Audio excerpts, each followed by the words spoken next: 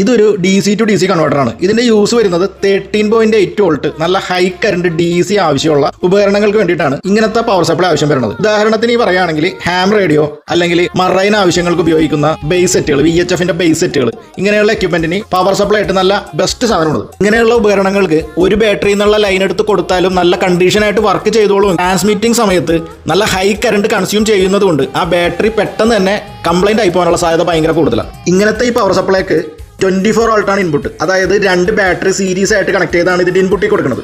അപ്പോൾ ഇതിന്റെ ഔട്ട്പുട്ടിൽ 13.8 വോൾട്ട് DC കിട്ടുകയും ചെയ്യും. അപ്പോൾ അങ്ങനെ വരുമ്പോഴത്തേക്കും ഒറ്റ ബാറ്ററി ആയിട്ട് ഹൈ കറണ്ട് വലിക്കണ പ്രശ്നം പോകും. 2 ബാറ്ററിന്ന് ഈക്വൽ ആയിട്ടായിരിക്കും കറണ്ട് വലിക്കുന്നത്. അപ്പോൾ അതുകൊണ്ട് 2 ബാറ്ററിക്കും വലിയ ഡാമേജ് ഒന്നും ഉണ്ടാവില്ല. ബാറ്ററിയും എക്യുപ്മെന്റും ഇരിക്കുന്നത് ദൂരം കൂടുതലാണെങ്കിൽ ഒരു ബാറ്ററി എന്നുള്ള ലൈൻ എടുത്ത് വലിച്ച് ഇത്രയും ദൂരം പോകുമ്പോഴത്തേക്കും ഭയങ്കരമായിട്ട് ലോസ് വരാനുള്ള സാധ്യത ഭയങ്കര കൂടുതലാണ്. അങ്ങനെയുള്ള ആവശ്യങ്ങൾക്കും ഇങ്ങനത്തെ പവർ സപ്ലൈ വെക്കുന്നത് വളരെ നല്ലതായിരിക്കും.